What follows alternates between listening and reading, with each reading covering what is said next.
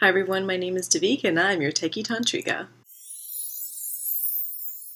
Hi everyone, I hope you're having an amazing week this week.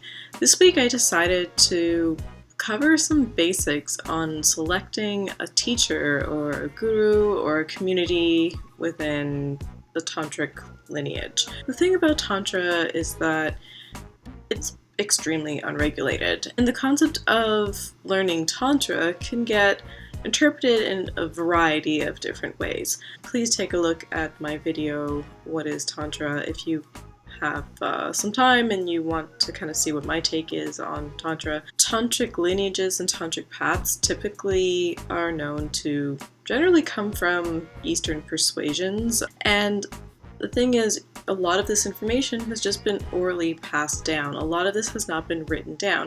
And sometimes when it was written down, it was interpreted the way the person who was writing it interpreted it, and it's not necessarily going to be accurate or fully encompassing what was practiced throughout time. Tantra is extremely old. As long as our species has been having sex, I'm sure Tantra has existed. It seems to me that the concepts of mysticism and energy work and energy healing and energy concepts have existed likely as long as we've been able to communicate with ourselves and with other people. But as I said, Tantra is very easily interpreted in various ways. I think everybody goes into looking for Tantra for very personal reasons. For me, I like to compare it to any spiritual path. My primary rule of thumb when exploring any spiritual path is to definitely go in with an open mind, because when you go into anything that's going to especially change your life a lot, like I feel like Tantra, your lessons do come in hard and fast,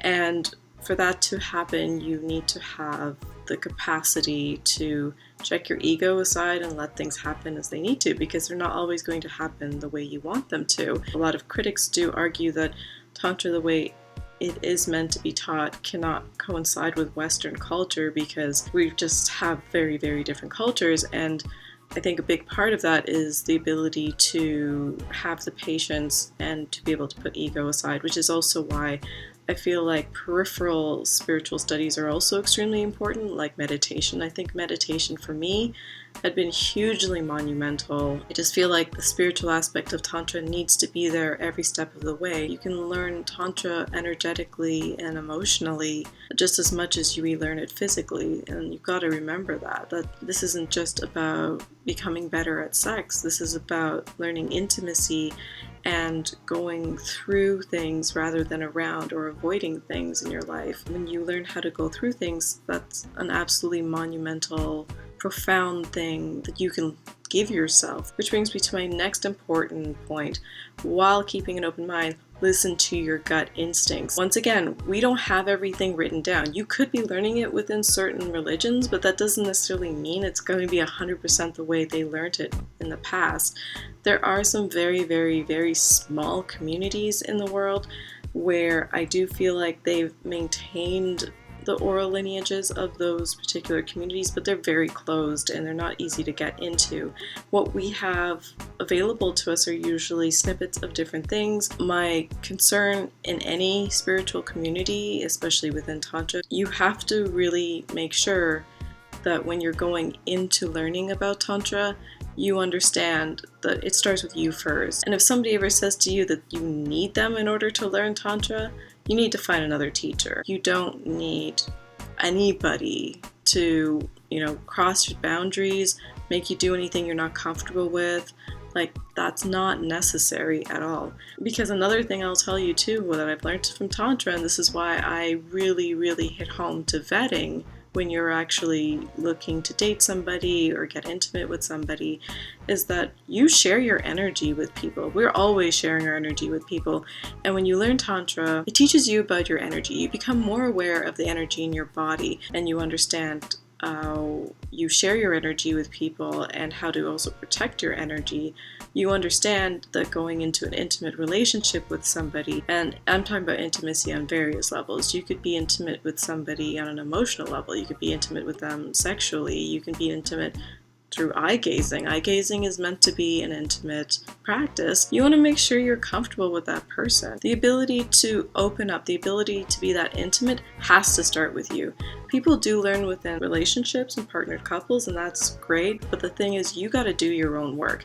That'd be like trying to go to a yoga class and being like, oh, I can't do yoga unless my partner's here. Like, no, it just doesn't work that way. Personally, what I've found so far has helped for me as a tantric practitioner and a tantric educator is one, coaching. That's why I decided to do online coaching for people. I've wanted to help as many people as I can and customize to their path, because that is so important to me. I think everybody needs something different.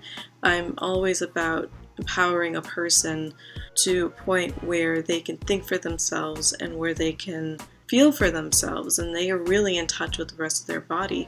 There's online courses too that I found have been really helpful, and I've just done a lot of research as well, and I've used my intuition to go finding the solutions I need. It is a very, to me, independent path if you're very serious about it. And as you go along on that independent path, you'll find like-minded people, and those are the people you want to have around. When I look at what I know about the history of Tantra, there are, of course, histories of communities of people who have learned, but I've mostly come across independent teaching. You're almost transmitting the information to yourself in combination with a teacher, a guru that you trust. So it's always been like you or you and another person. And traditionally as well, partners, one person has often introduced the other person into Tantra. So if you're looking for a summarized version of what I'm talking about here, I'm going to tell you, make sure you feel comfortable with any potential teachers that you're looking at or any communities you're looking at. If you can talk to people who've trained with that teacher or trained in that community, speak to those people. I had a really great teacher who once said to me, when you go into a class, look around and get a feel for the students that are there too. If those people are ones that you aspire to be like and aspire to be around, then that could be a very good indicator as to whether or not you belong in that community. This could apply easily not just to Tantra, but to yoga, and meditation, and anything where you're really opening yourself up. Really get a feel for if you feel the students are going down paths that you want to go down, because that's all really important. You know, just because people slap names onto things doesn't mean that it's going to be for you. If you're interested in Tantra, that doesn't mean every tantric community out there is going to be for you. If you're interested in yoga, that doesn't mean every single yoga class is for you. So really, really listen to your instincts. Go in with an open mind when you finally do find somebody or a community that you're happy with, and make sure it really resonates with you before investing yourself in there. So anyways, I hope all of this information is helpful to you. If you have any further questions, please feel free to post them in the comments below or get in touch with me. Always glad to do other videos similar to this. Please feel free to like this video and share it. And please remember to subscribe to this channel. I put out a new video every week, and it's always within the realm of Tantra. I take a look at sex, dating, relationships, tech trends that affect those things, and also creative energy sometimes, because sexual energy and creative energy are one and the same, and I really like to take a look at the relationship between those two. So thank you so much, everyone, and until next week, take care.